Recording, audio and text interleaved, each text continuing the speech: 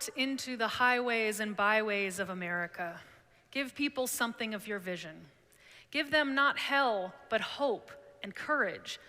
Do not push them deeper into their theological despair, but preach the kindness and everlasting love of God.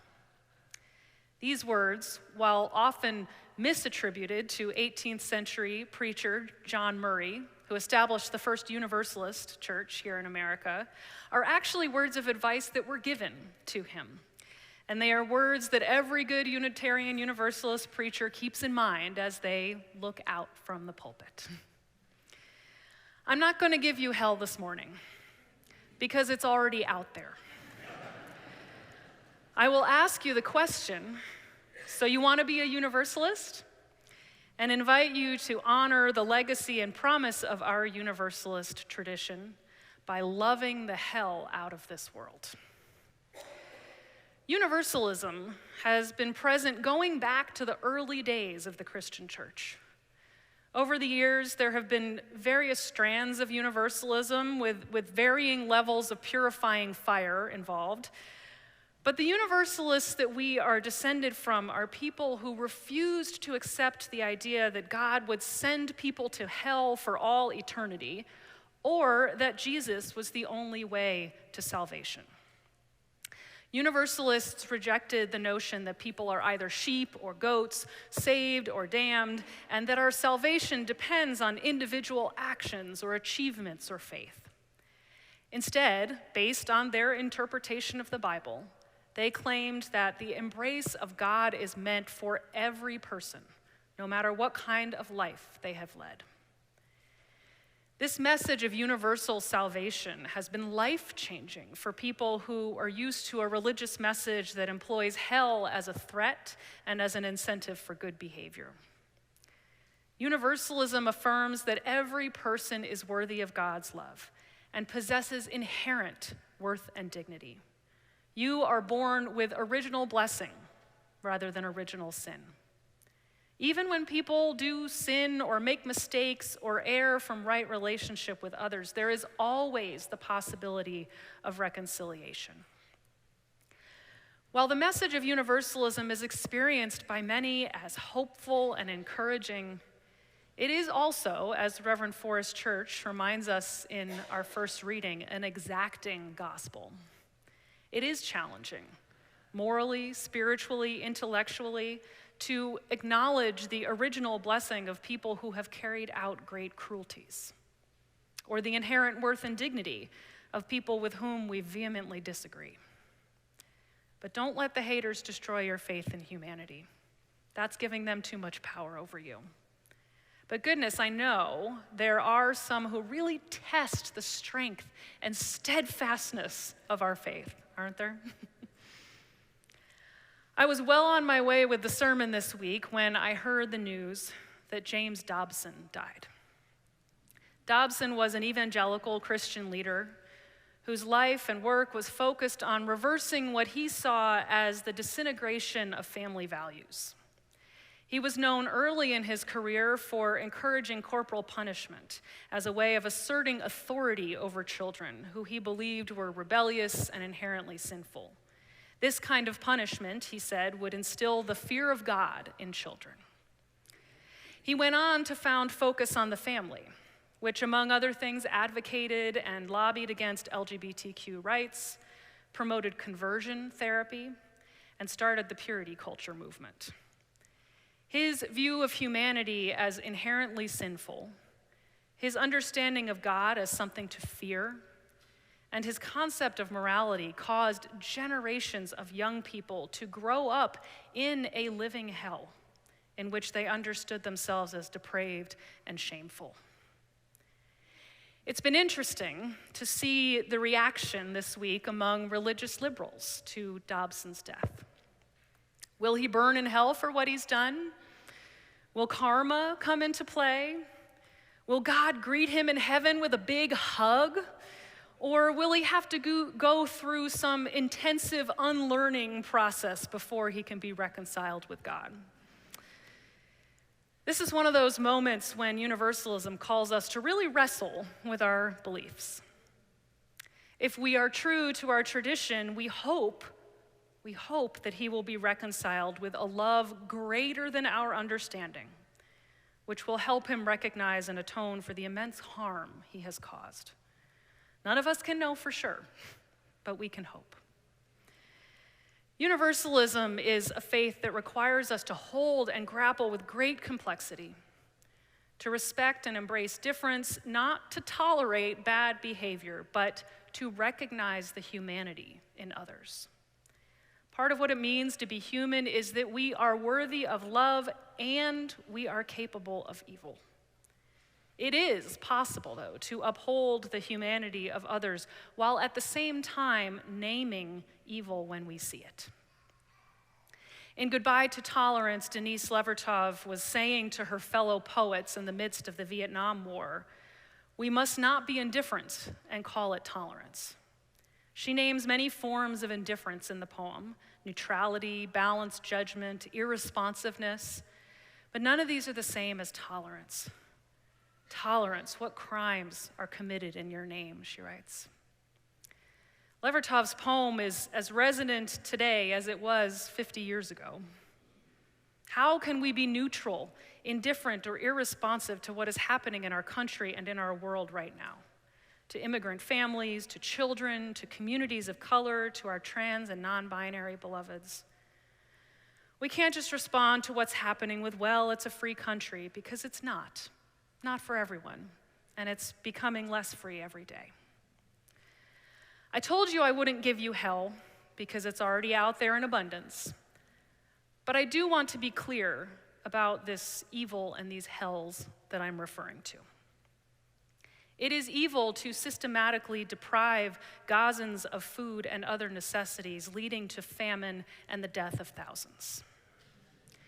It is evil to force your religion on others, especially in public government-run spaces such as schools. It is evil to reshape congressional district lines toward racist ends, to surveil lawmakers who oppose this agenda, and to imprison on the floor of government those who refuse this surveillance. It is evil to consort with dictators and emulate authoritarian governments in the treatment of those that you have pledged to serve in the name of liberty and justice for all. It is evil to force pregnant people to continue with dangerous pregnancies or to go to great lengths to find legal avenues for care in a time when maternal mortality is rising, especially among communities of color. It is evil to deny the truths and to threaten the rights of LGBTQ people for being who they are and loving who they love, and to deny them the medical care they need to survive and flourish. It is evil to send masked, unidentified personnel to capture law-abiding Black and brown people, and then to hold them in facilities modeled after concentration camps. I could go on, but you get it, right? This is the kind of truth-telling and naming that our faith calls us to. And I give you these words from the Reverend Ashley Horan. Universalism doesn't require us individually to love every human. As I often quip, she says, that's God's job, way above my pay grade. But it does demand that we behave in ways that do not dehumanize or degrade our enemies, even as we actively resist them and strategically work toward a world in which all people can access the freedom and flourishing that love wills for each and all of us. The time is now, she says, for Unitarian Universalists to reinvent and reclaim a universalism that is neither naive about the realities of evil nor retributive in its tactics against those who perpetrate it. Our spiritual task must be to resist numbness, engaging evil directly so that we may counter it with strategy, skill, and resolve. Amen to that.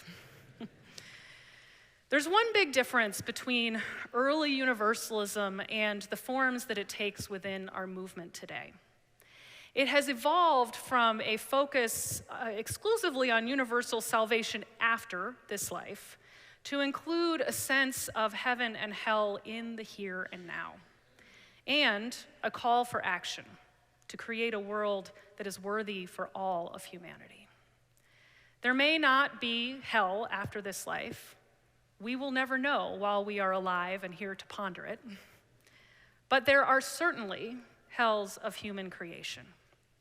So if salvation doesn't mean avoiding hell later, at least it means confronting and transforming the earthly hells of the present.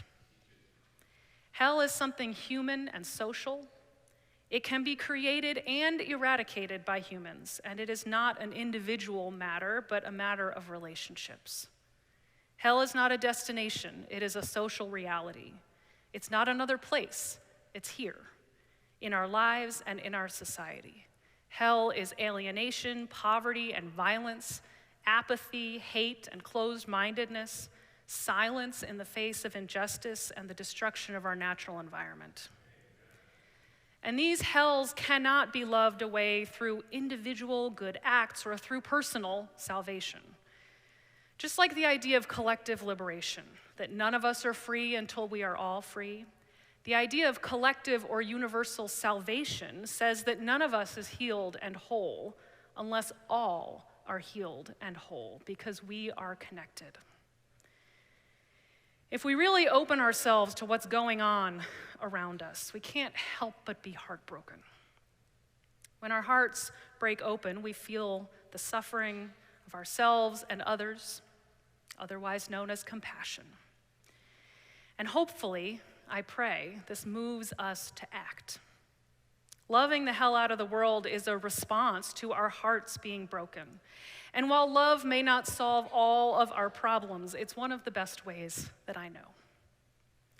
Loving the hell out of the world begins with a feeling, but it's more than that. It's not just, oh, if only that person felt the love of people around them, they wouldn't be struggling so much, or they might change their ways. No, it requires action to change things. Love is powerful fuel for action and justice-making and resistance. This love starts with a reverence for humanity and for all of creation. Imagine if reverence shaped our institutions and systems. But it doesn't, unfortunately. The way our Universalist forebears responded to this heartbreak and suffering was by establishing lots of colleges and universities and seminaries, founding settlement houses, and working for social reform. Universalists were active in a number of movements: the temperance movement, prison reform, slavery abolition, and the women's rights movement. Universalists did all of this because of their deepest beliefs, which also led some to engage in missionary church planting throughout the late 1800s.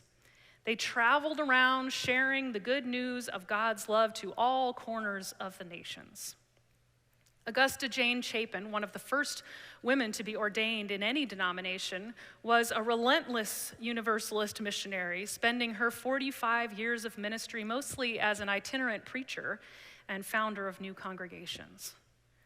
Quillen Shin, a Universalist missionary who established over 40 churches across the United States, including many here in Texas, said, "Our faith is more truly evangelical than any other.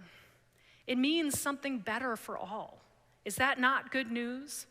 The very faith compels every believer to be a missionary," he said. This guy had a lot of enthusiasm and zeal, and also a life-saving message to share. And I think we have a life-saving message to share today as well. George de Benneville, an early Universalist in Pennsylvania, allowed British soldiers who died in Revolutionary War battles near his home to be buried on his land. Those graves of enemy soldiers are right next to his own grave to this day. De Benneville said, "The spirit of love will be intensified to godly proportions when reciprocal love exists between the entire human race and each of its individual members. That love must be based on mutual respect for the differences in color, language, and worship. We do not find those differences obstacles to love." That's quite a statement, especially for the mid-1700s. And one that we as Unitarian Universalists continue striving to live out today. Our Universalist forebears had missionary fervor because they believed that the message of God's love was too big and precious not to share, and that it might, in fact, save the world. Like those who came before us, our faith today calls us to engage in an active form of love, love that is energetic and alive. Active love can look like taking to the streets for our values, demonstrating, marching, holding vigils, advocating for change in the halls of power, but that is not the only way. I think it actually starts with new life. When we dedicate a child here at the church, we celebrate the hope and the joy of welcoming them into our religious community. And we don't concern ourselves with washing the baby clean of original sin, but instead we affirm their blessedness. We're more worried about the hell that they are being born into, and we commit ourselves to in these dedications to not only love these children, but to love the hell out of the world for their sake. When we care for one another in community, when we seek and offer pastoral care, we offer love in the face of personal hells.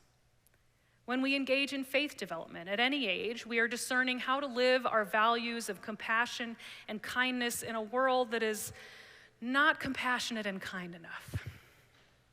When we come to worship, we cultivate a sense of our interconnectedness with others and are moved to live and act differently in the world.